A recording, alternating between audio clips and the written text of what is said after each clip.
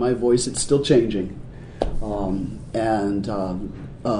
This last night at the concert, somebody asked me for Wolfen One, which is a song that's it's actually written for ElfQuest. I don't know if you're familiar with the cartoon, or it's a comic, and it's these elves, and one of the lines of elves have crossed their bloodline with wolves. They bred with the wolves so that they could continue to live on this environment.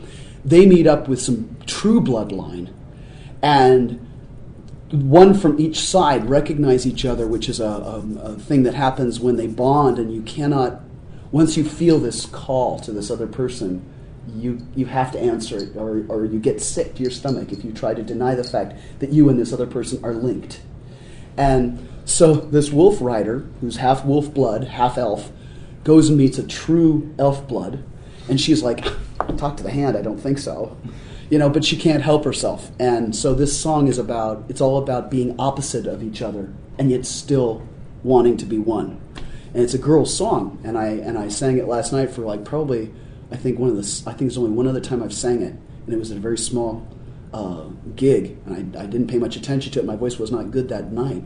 Last night, it was actually pretty interesting, because I went to sing it, and I accessed this voice that I could hear shadows of the old voice, and it was like I had this little chill up my spine while I was trying to sing. I'm like, don't go there, don't go there, don't go there. It was great. Thank you. It was amazing. It was fun. It was very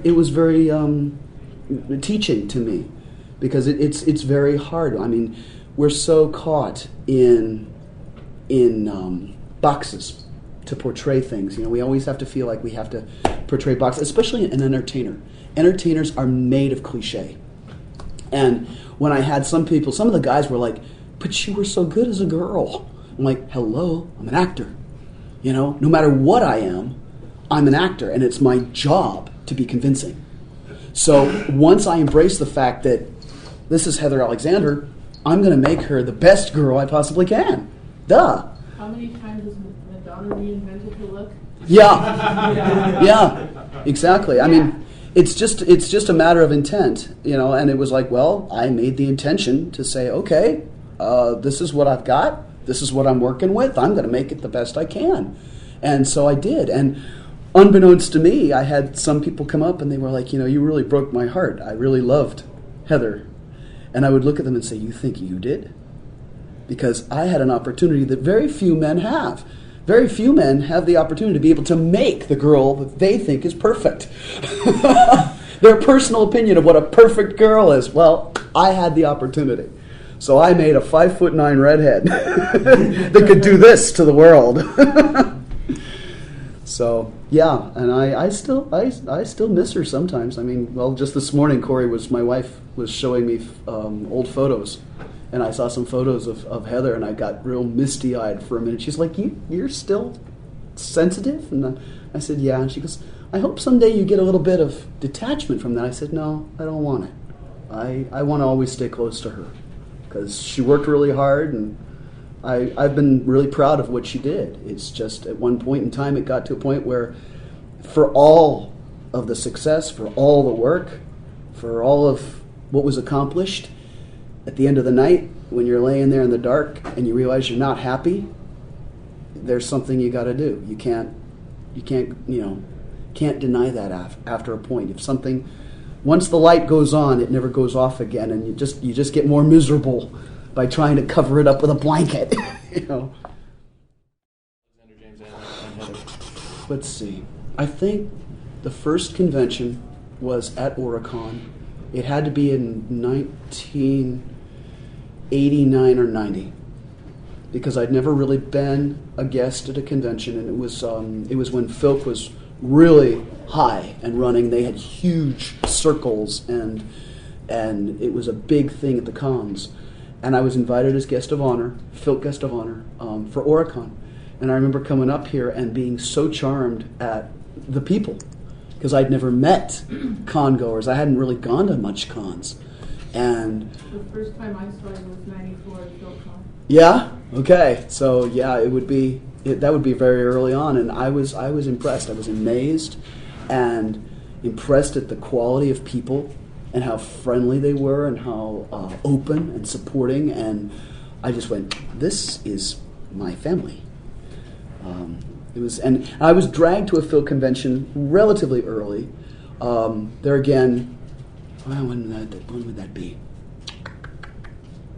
Yeah, late 80s, early 90s, but probably about 85 or 7, I think. I was dragged to my first Bay Philk. And I'd been singing a few songs at an SCA event, and somebody found me at an SCA event and said, you've got to come to this convention.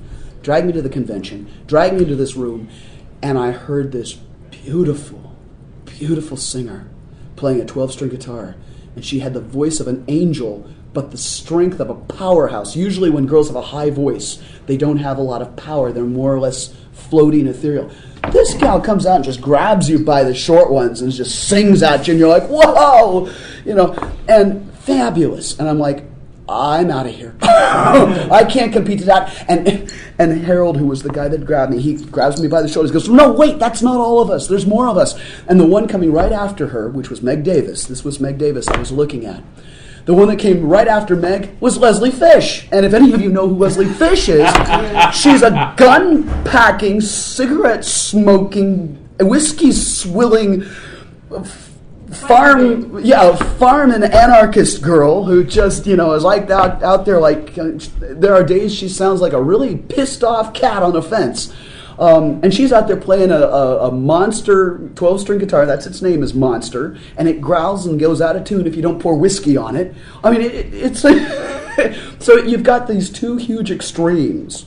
And at that point in time, Heather kind of looked at this and went, I fit in there somewhere in the middle. So that was my first exposure to the Filk and the con communities. But I picked my family well. I have to say I did pick my family well, because when this whole transition thing came about, that was one of my biggest concerns was, oh my God, what am I going to do to the fan base? I'm taking one of their favorite creatures and just going, she's gone, bye-bye. But then it was there in the music and in the belief itself. And, it was my own head talking to my own head, and Heather would tell me, she'd say, look, if they believe in the music as they have all these years, they're going to believe in what we do. They're going to believe in what happens, because that's who they are. And I was very pleased to say I was not disappointed. You guys are just amazing. And I tell people that every time. When people are like, aren't those con people kind of weird? I'm like, no. I think it's the normal people that are much weirder. Because we know each other here. There's a sense, a code of honor amongst, the con communities, when there's no code of honor out there. Out there, it's just every shark for himself. So I like my home.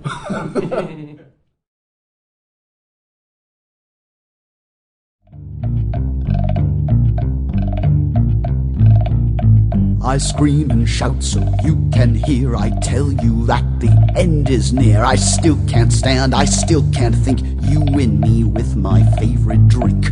Give me that glass, though I feel asinine. And if I can't grump, I'll drink plum wine.